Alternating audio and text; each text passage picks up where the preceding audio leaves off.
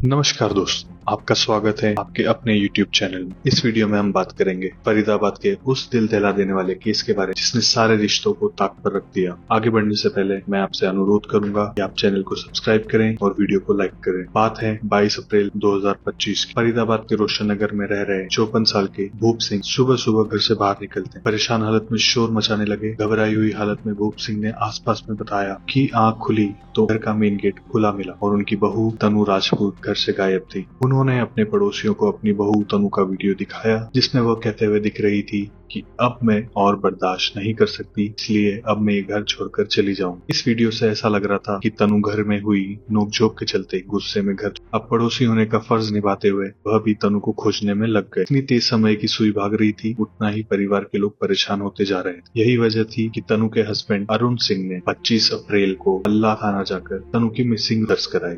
Police को बताया कि उसकी पत्नी तनु मेंटली चैलेंज है और वो कहीं मिल नहीं रही है। ऐसी सिचुएशन में उनको डर है कि डिसेबिलिटी से सफर कर रही तनु पता नहीं कहां और किस हालत में होगी। तनु के मायके में जब यह खबर पहुंची तो वहां हड़कंप मच गया। जिस बेटी को मात्र 2 साल पहले उन्होंने विदा किया था, आज वह अचानक घर से कहीं चली गई थी। जहां अपनी बेटी को खोजने के लिए वह फरीदाबाद के लिए निकले, वहीं दूसरी तरफ तनु के ससुर भूप सिंह ने मौजूदगी का पोस्टर छपवाया जिसमें तनु की फोटो के साथ उसकी उम्र, रंग, हाइट और कॉन्टेक्ट एड्रेस भी मेंशन किया गया। गली मोहल्ले भटकते हुए भूप सिंह पोस्टर्स को जगह जगह चिपकाते हुए रास्ते से गुजर रहे लोगों से गुजारिश कर रहे थे, अगर तनु किसी को दिखे तो वह उन्हें खबर जरूर दे। तनु को गायब हुए 1 महीना गुजर चुका था, लेकिन उसकी अभी तक कोई खबर नहीं थी। 26 मई 2025 जब उन्हें तनु तो नहीं मिली पर उसका छोड़ा हुआ लेटर जरूर मिला। यह एक प्रिंटेड लेटर था जो उत्तर प्रदेश के फिरोजाबाद में रह रहे उसके पेरेंट्स को मिला था, जिसमें लिखा था कि उसे एक लड़का पसंद है जो कंप्यूटर इंजीनियर है और वह उस लड़के के साथ घर छोड़कर चली गई है। उसने 2 बार उन सभी से घर आकर मिलने की कोशिश भी की, लेकिन अपने परिवार से आंख ना मिला पाने के डर से वह दोनों बार वापस लौट गई और डिसाइड किया कि सब सेटल होने के बाद वह फिर उन्हें लेटर लिखेगी और पूरी बात बताएगी। तनु का यह लेटर मिलने से सबके दिल को तसल्ली हुई, चलो तनु सही सलामत तो है। पर अभी भी यह नहीं पता था कि वह कहां और किस लड़के के साथ। इसलिए तनु के पिता ने पुलिस को यह लेटर दिखाते हुए उसे तनु को खोजने की गुजारिश करी। अपनी बेटी को खोजने के लिए पुलिस स्टेशन के चक्कर काटते काटते तनु के परिवार की हालत खराब हो गई, लेकिन 2 महीने बाद तनु का कोई सुराग नहीं था। यह कोई आम केस नहीं है, क्योंकि इस केस के राज और इसके पीछे की साजिश इतनी गहरी है और इतनी घिनौनी जो मानव को भी शर्मिंदा कर दे। उत्तर प्रदेश के शिकोहाबाद में रह रहे राजपूत परिवार की बड़ी बेटी प्रीति की शादी हो चुकी थी और अब वह अपनी छोटी बेटी तनु की शादी के लिए लड़का ढूंढ रहे थे, जहां उनकी मुलाकात फरीदाबाद के रोशन नगर में रह रहे भूप सिंह के परिवार से हुई। भूप सिंह अपने बेटे अरुण, बेटी काजल और पत्नी सोनिया के साथ इस घर में रह रहे थे। इनका स्पोर्ट्स क्लोथ्स का बिजनेस था। दोनों परिवार आपस में मिले और सब कुछ देखने के बाद 21 जून 2023 को तनु राजपूत की अरुण सिंह के साथ धूमधाम से शादी कर दी गई। अरुण जहां अपनी फैमिली बिजनेस को संभालता, वहीं तनु घर में रहकर बाकी सबका ख्याल रखती। बाहर से तो सब कुछ नॉर्मल था, लेकिन शादी के मात्र 2 साल के अंदर तनु की यूं गुमशुदा हो जाने की खबर सबको हैरान कर दी। मिसिंग रिपोर्ट लिखने के 1 महीने बाद तक पुलिस के पास उस प्रिंटेड लेटर के अलावा और कोई सॉलिड इन्फॉर्मेशन नहीं थी, लेकिन यह लेटर हैंड रिटन नहीं था बल्कि प्रिंटेड था। इसी वजह से तनु के मायके वालों को उसके किसी लड़के के साथ भाग जाने वाली खबर पर विश्वास नहीं हुआ, उल्टा उन्हें इसमें एक साजिश की बू आने लगी। पहले ससुराल वालों ने नोकझोंक के चलते घर से जाने की बात कही, फिर उसके पति ने पुलिस में तनु को मेंटली चैलेंज बताया और अब ये अफेयर का एंगल आ जाना। यही सब वजह थी कि तनु के पिता हकीम राजपूत को लड़के वालों पर शक हो रहा था, इसलिए उन्होंने बार बार थाने के चक्कर काट ससुराल वालों से पूछताछ करने की मांग की, लेकिन पुलिस ने उनकी बातों को इग्नोर कर दिया और लड़के वालों को इन्वेस्टिगेट करने से इनकार कर दिया। तनु को गायब हुए 2 महीने हो चुके थे। आखिरकार उन्हें फिर से पुलिस से गुजारिश करी कि जब तक ससुर या पति से सख्ती से पूछताछ नहीं की जाएगी तब तक सच सामने नहीं आएगा। लड़की वालों के बढ़ते प्रेशर के बाद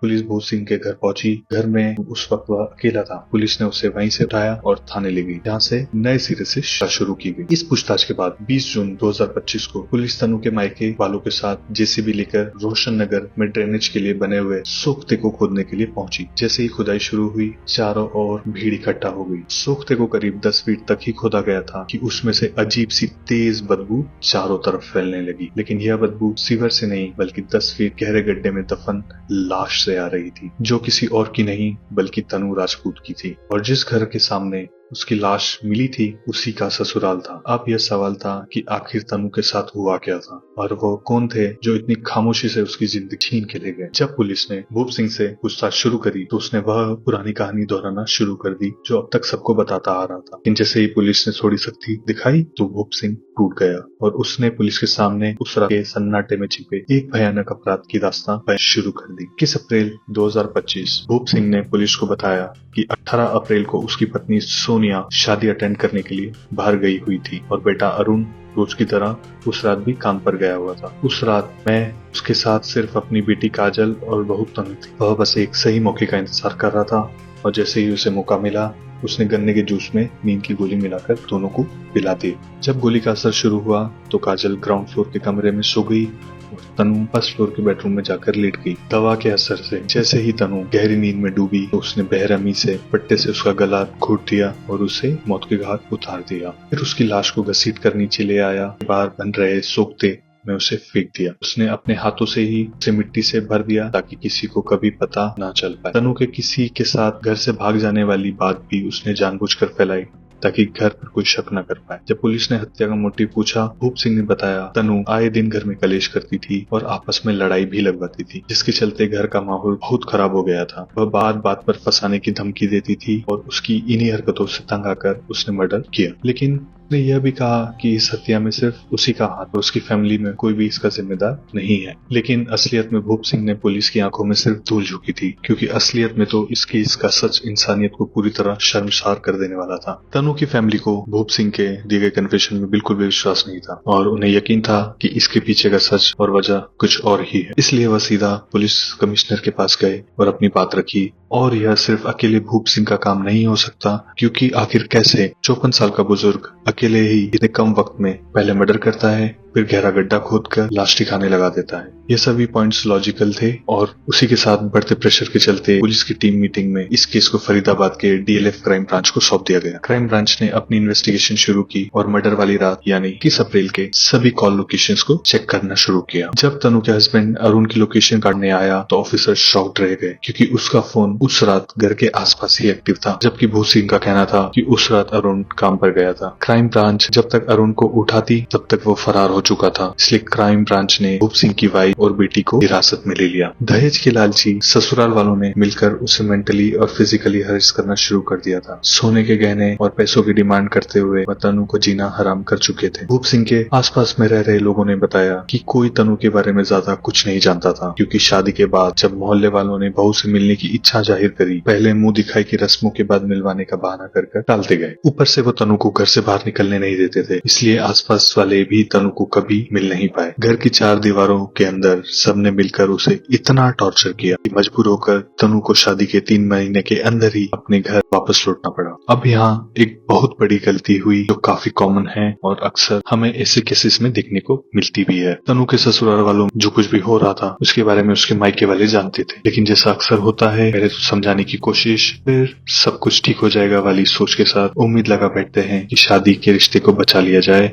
बस इसी सोच और डर का फायदा उठाते हुए और दहेज लाने की शर्त रख डाली। दहेज के लालच में अरुण भी भूल चुका था कि वह किसी और के साथ नहीं बल्कि अपनी पत्नी के साथ ही गलत कर रहा है। तनु की जिंदगी में तकलीफें कम नहीं थी, इसी बीच उसकी माँ भी गुजर गई, पर ससुराल वालों को ऐसी सिचुएशन में भी कोई तरस नहीं आया और वो अपनी दहेज की शर्त पर अड़े रहे और इसी तरह 1 साल से ज्यादा का समय बीत गया। तनु के घर वालों ने ससुराल वालों से कई बार विनती की कि इन लालच में अंधे इन लोगों के कानों में जूं तक नहीं रहेंगी। आखिरकार जब यह मसला गांव की पंचायत तक पहुंचा, सबूतों के साथ बात रखी गई तो अक्टूबर 2024 में पंचायत के फैसले के बाद ससुराल वालों को मजबूरन तनु को वापस बुलाना पड़ा। हालात सुधरने की बजाय और बिगड़ने लगे। ससुराल वालों ने फिर से दहेज के लिए तनु को परेशान करना शुरू कर दिया और इस बार तो उन्होंने तनु को उसके घर वालों से भी काट दिया। जब भी तनु के घर वाले उसे कॉल करना चाहते वह कोई ना कोई बहाना बनाकर उसे तनु से बात करने से रोक देते। तनु ने हर कोशिश करी इस शादी को बचाने के लिए, लेकिन जब अंत में कोई रास्ता नहीं दिखा उसने फैसला किया कि वह अरुण को डिवोर्स लेकर चली जाएगी। लेकिन यह इतना आसान नहीं था क्योंकि जैसे ही उसके ससुराल वालों को इस बात की भनक लगी तो उन्होंने तनु को मारने का फैसला कर लिया कि वह नहीं चाहते थे कि डिवोर्स की वजह से उन्हें किसी भी तरह का मेंटेनेंस या एलिमनी देनी पड़े। जबकि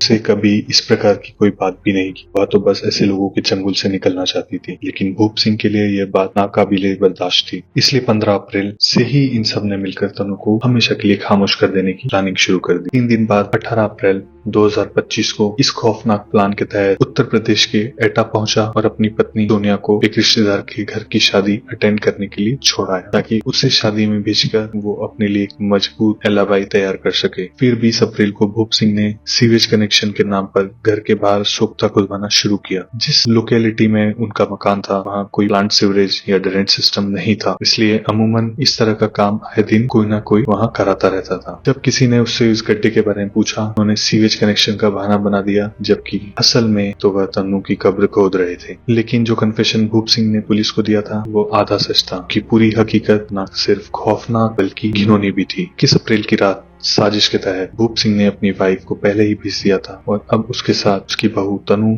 उसका बेटा अरुण और बेटी काजल थे। सिंह ने गन्ने के जूस में स्लीपिंग पिल्स मिलाई तो थी, लेकिन सिर्फ तनु के ग्लास में, जिसे पीने के बाद फर्स्ट फ्लोर में बने अपने बेडरूम में जाते ही सो गई। अरुण और काजल को भूप सिंह ने ग्राउंड फ्लोर पर भेज दिया और खुद तनु को मारने के लिए उसके कमरे में गया तो, लेकिन तनु को बिस्तर में बेहोशी की हालत में पाकर भूप सिंह की नीयत खराब हो गई। बहू और ससुर के जिस संबंध को समाज में पिता और बेटी के समान माना जाता है, भूप सिंह ने उसी अनमोल रिश्ते की सीमा लांघते हुए तनु का बलात्कार किया। बेहोश थी इसलिए किसी तरह का कोई शोर नहीं हुआ। भूप सिंह ने इस दुष्कर्म के बारे में किसी को नहीं बताया। तब उसने सबको कमरे से दूर भेज दिया था। तनु को मारने के बाद भूप सिंह ने अपनी बेटी काजल को रिक्की करने के लिए भेजा, ताकि गली में सन्नाटा फैलते ही वह डेड बॉडी को ठिकाने लगा सके। सुबह करीब 4 बजे चारों ओर छाए सन्नाटे के बीच काजल के सिग्नल देते ही भूप सिंह और अरुण ने तनु की बॉडी को घसीटते हुए ग्राउंड फ्लोर पर लेकर आए, फिर उसकी लाश को सोखते में फेंक दिया। लेकिन उनका प्लान यहीं खत्म नहीं हुआ, क्योंकि वो जानते थे कि बहू के गायब होने का सबसे पहला शक उन्हीं पर आएगा। इसलिए उन्होंने इसके लिए प्लान बनाया। यही वजह थी सुबह तड़के अरुण घर से निकल गया और भूप सिंह ने मेन गेट का दरवाजा खुला छोड़ दिया। जब सुबह 8 बजते ही भूप सिंह ने शोर मचाकर नाटक करना शुरू किया, ताकि वह यह दिखाए कि उसकी बहू खुद से कहीं चली गई है। अपने झूठ को सच बताने के लिए भूप सिंह ने 25 अप्रैल को अपने बेटे अरुण को खुद ही पुलिस स्टेशन गुमशुदगी की रिपोर्ट दर्ज कराने के लिए भेजा। वहाँ अरुण ने खुद को विक्टिम दिखाते हुए अपनी ही पत्नी को मेंटली चैलेंज बताया। वह किसी भी तरह अपनी रची इस कहानी पर सबको विश्वास दिलाना चाहते थे और चाहते थे कि सबको लगे तनु किसी के साथ भाग गई है। इसलिए पहले भूप सिंह ने गुमशुदगी पोस्टर का नाटक रचा और फिर 26 मई को तनु के नाम का वो प्रिंटेड लेटर तनु के घर पहुंचाया। भूप सिंह के परिवार ने वह हर कोशिश करी जिससे सबको विश्वास दिला सके कि तनु जिंदा है और अपनी मर्जी से कहीं भाग गई है, और इसमें वह काफी हद तक कामयाब भी हुए कि मोहल्ले से लेकर पुलिस तक सबको इस कहानी पर यकीन दिला चुके थे। लेकिन लड़की वाले इस परिवार की सच्चाई से पूरी तरह वाकिफ थे और उन्हीं के बार बार प्रेशर डालने की वजह से पुलिस ने भूप सिंह को इन्वेस्टिगेट किया और अधूरा सच उगलवा लिया। अधूरा सच इसलिए क्योंकि भूप सिंह फिर से पुलिस को यकीन दिला चुका था कि उसने ही यह सब अकेले किया है। आखिरकार पुलिस ने इस मिसिंग पर्सन केस को मर्डर केस में तब्दील किया। उसी के तहत अरुण और उसके परिवार के खिलाफ केस दर्ज किया। भूप सिंह, उसकी पत्नी सोनिया और बेटी काजल गिरफ्तार कर लिए गए, लेकिन अरुण अभी तक पुलिस की गिरफ्त से बाहर है और कब तक रहेगा यह कहना मुश्किल है। माना कि हर घर में थोड़ी नोकझोंक होती है, थोड़ा मनमुटाव होता है, लेकिन जहाँ रिश्ते इंसानियत की सीमा पार कर जाए, वहाँ एक लड़की का वजूद, उसकी आवाज, उसकी जिंदगी जहन्नुम बना दी जाती है। आप अपनी राय कमेंट बॉक्स में जरूर बताइएगा दोस्तों। मिलते हैं अगले वीडियो में।